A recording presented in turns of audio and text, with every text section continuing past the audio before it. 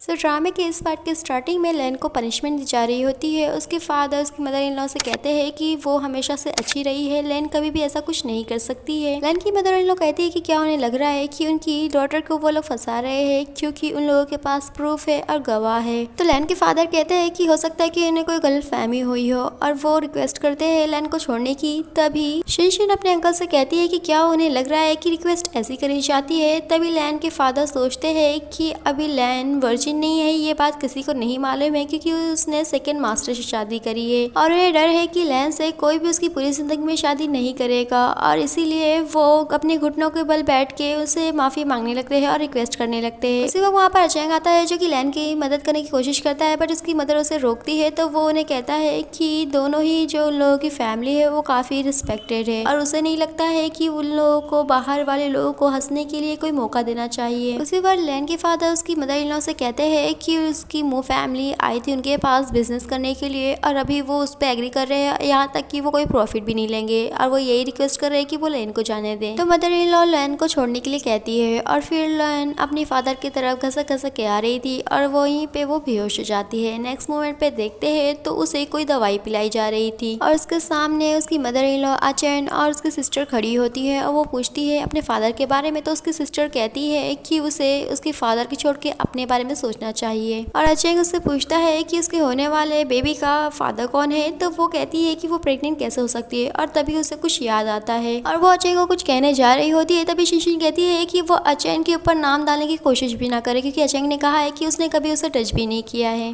और उसकी mother in law जी से कहती है उसे वो दवाई पिलाने के लिए ताकि उसका जो बेबी है वो चले जाए और वो लोग उसको जबरदस्ती वो दवाई पिलाई रहे होते हैं कि वहाँ पे अनहे आ जाता है। उसकी मॉम उसे देख के थोड़ा शॉक्ड होती है बट वो लोगों को वहाँ से हटाता है और लैन से माफी मांगता है कि उसे आने में देर हो गई और वो सभी को बताता है कि जो बेबी है वो उसका है क्योंकि वो तो एक दूसरे को प्यार करते थे और वो शादी से पहले अपने आप को कंट्रोल नहीं कर पाया। नेक्स्ट दिन में अचैन उस बात को लेकर थोड़ा परेशान रहता है और वो याद करता है तो उसने उन दोनों को एक साथ एक रात देखा था और वो सोचता है कि उसी रात उन लोगों के बीच में कुछ हुआ था और इसीलिए वो अभी प्रेग्नेंट है। इसके बाद अनिल लैन से कह रहा होता है कि उसे लगा नहीं था कि उसकी फैमिली उसकी शादी करा देगी जबकि वो होश में भी नहीं होगा, लेकिन वो अभी उससे प्रॉमिस कर रहा है कि वो उसे अच्छे से ट्रीट करेगा। लैन उससे पूछती है कि वो उस जैसी लड़की की ज़िंदगी क्यों बचाना चाहता है। लैन को वो कहता है कि क्यों वो उसकी वाइफ है और उसे मालूम है कि जैसा लोग समझ रहे हैं वो वैसे बिल्कुल भी नहीं है। लैन आने से कहती है कि लेकिन वो उसके लायक नहीं और उसे बताती है कि जब उसके साथ वो हादसा हुआ था वो अपनी ज़िंदगी ख़त्म करना चाहती थी, लेकिन उसके फादर ने सुना कि अनहे अभी होश में नहीं है और उन्हें लगा कि किसी को पता भी नहीं चलेगा कि लैन अभी पाकिज़ा कुंवारी नहीं है और इसीलिए उन्होंने उसकी शादी फिक्स कर दी। अनहे कहता है कि उसे टेंशन लेने की ज़रूरत भी नहीं है, अभी सभी को पता चल गया है कि उसके अंदर जो है वो बेबी उसका है और कोई उसके लिए कोई परेशानी नहीं खड़ा कर सकता। लेन कहती है कि वो ये बच्चा नहीं रख सकती, वो ये मान ही नहीं सकती है कि उसके अंदर उसके रेपिस्ट का बेबी है और वो एक चाकू उठाती है। अनहे उसे रोकते हुए कहता है कि उसे मालूम है कि वो काफ़ी दर्द में है लेकिन वो जो बेबी है उसका इसमें कुछ कसूर नहीं है और उसे मालूम है कि वो ऐसा कुछ नहीं करना चाहेगी क्योंकि अभी थोड़ी देर पहले ही वो उस बेबी को प्रोटेक्ट कर रही थी। और अनहे लैन को वादा करता है कि वो उसे और बेबी को प्रोटेक्ट करेगा और उस बच्चे को अपना ही मानेगा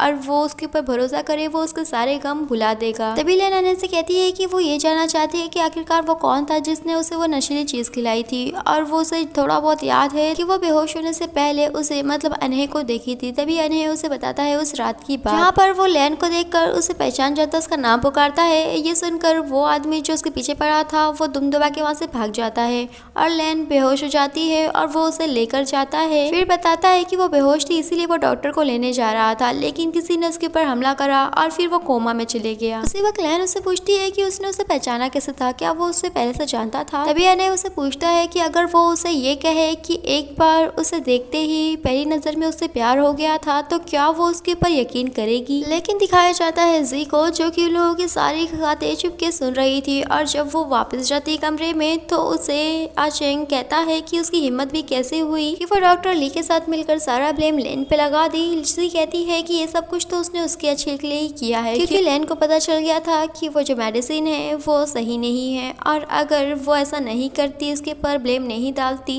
तो क्या वो रेडी है वो सारी रिस्पॉन्सिबिलिटी लेने के लिए। और अचैंग को कहती है कि उसने तो ये सब कुछ उसे ही प्रोटेक्ट करने के लिए किया है। अचैंग कहता है कि नेक्स्ट टाइम कभी भी वो उससे बिना पूछे कुछ भी ना करे। तो जी अचैंग को कहती है कि लग रहा है वो जरा भी इंटरेस्टेड नहीं है उन दोनों की बातें सुनने के लिए जो कि वो खुद सुन के आई है। तो वो उसे पूछता है कि लोगों ने क्या बात करी, क्या उन लोगों ने उस बेबी के बारे में बात की। जी उसे बताती है कि वो बच्चा अनहे का ही है क्योंकि उसने लेन से प्रॉमिस करा है कि वो उसे अपनी वाइफ के तौर पे अच्छे से ट्रीट करेगा और उसके बेबी को भी। ये सुनकर अचैंग को गुस्सा आता है कि उसे बेवकूफ बनाकर अंधेरे में रखा गया है। तभी से कहती है कि हो सकता है कि वो बच्चा उसका भी हो और वो उस रात का जिक्र करती है। तो वो पूछता है कि उसे इस बारे में क्या मालूम है। तो जी उसे बताती है कि उसने प्लान बनाया था कि शिनशिन से शादी करने से पहले वो लैन को ड्रग्स देगा, मतलब नशे में करेगा, उसका रेप करेगा और फिर बाद में प्रिटेंड करेगा कि उसने उसे बचाया है और इस वजह से वो उसे कहेगा, फोर्स करेगा कि वो उसे शादी कर ले और एक मिस्ट्रेस बन के रहे। और इस तरीके से ये फैमिली की दोनों लड़कियां उसके पास होंगी और लोगों की दौलत भी। लेकिन अनहे ने उसका प्लान चौपट कर दिया। अचांग जी से कहता है कि उसे ये सब पता है तो ये भी मालूम ही होगा कि अगर उसने उसे धोखा दिया तो क्या होगा। सी कहती है कि वो तो उसकी है तो वो उसे धोखा क्यों देगी। लेकिन वो अचेंग को बताती है कि अगर उन लोगों का बेबी हो गया तो जो मू फैमिली का पावर है वो सब कुछ सेकंड मास्टर मतलब अनहे के हाथ में चले जाएगा। अचेंग कहता है कि इसलिए तो उस बच्चे को अपने रास्ते से हटाना पड़ेगा और वो चाहता है लैन के पास और उससे पूछता है कि सच में वो बेबी अनहे का है। तो वो उसे हाँ कहती है और बताती है कि अभी उसने उससे शादी कर ली है तो वो उसके साथ ही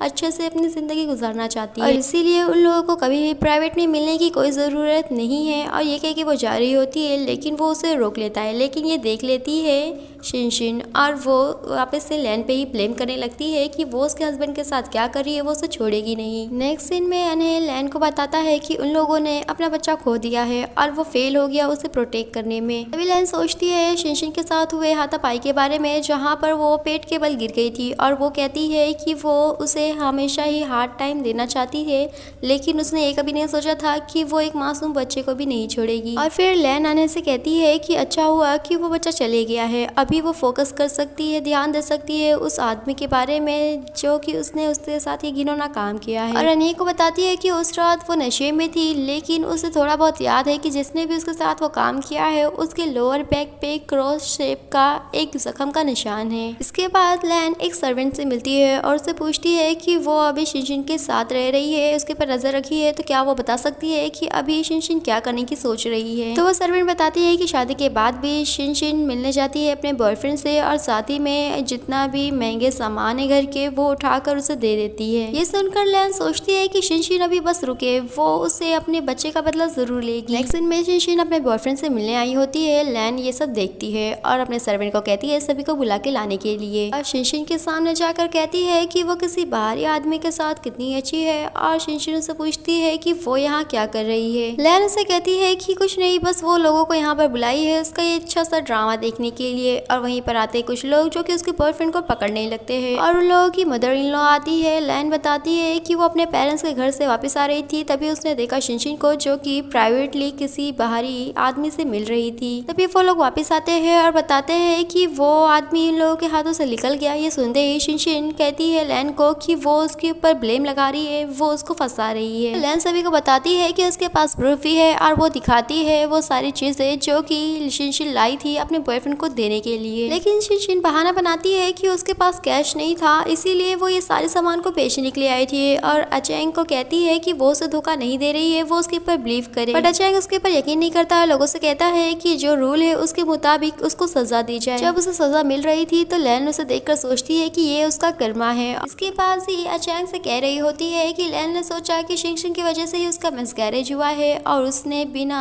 जरा सा रहम दिखाए उसे बदला लिया। और उन लोगों का सोचना एकदम सही था कि शिनशिन उन लोगों के लिए परफेक्ट बलि का बकरा है। और अचेंग कहता है कि उसने कभी सोचा नहीं था कि इतनी आसानी से उस बच्चे को वो लोग रास्ते से हटा देंगे। और उसी वक्त वहाँ पर आता है अनहे जो कि उसके ऊपर बंदूक तानता है और कहता है कि वो एक नंबर का घटिया इंसान है। अनहे अचेंग से कहता है कि लोगों ने जो भी बात करी उसने सुना और वो उससे पूछना चाहता है कि उसने आखिरकार ऐसा क्यों किया। तो अचेंग उसे बताता है क्योंकि हमेशा से उसके पेरेंट्स की नजर उसके पर थी, वो उसे ही बिजनेस संभालने के लिए तैयार कर रहे थे और चाहे वो मतलब अचेंग कुछ भी कर ले वो लोग उसके वैल्यू करते ही नहीं थे। और इसीलिए वो ऐसा कैसे होने दे सकता है कि वो उससे पहले इस घर के लिए एक वारिस दे दे। और वो अनहे से कहता है कि शायद उसे पता नहीं लेकिन वो अचेंग मू फैमिली का अडॉप्टेड सन है और उन लोगों की मू फैमिली के पास जो भी कुछ है वो आधे से ज्यादा उसकी सू फैमिली का है। यहाँ तक कि उसके फादर अनहे के फादर को बचाते हुए मर गए लेकिन उसकी मू फैमिली एक नंबर की एहसान फरामोश तो निकली ही बट वो उसे इस तरीके से ट्रीट भी कर रही है और इसीलिए वो सब कुछ वो वापस ले लेगा जो हमेशा से उसका है। अनय उसे कहता है कि उसे नहीं मालूम कि उसे ऐसा क्यों लगता है, लेकिन उसके पेरेंट्स तो हमेशा से ही उसे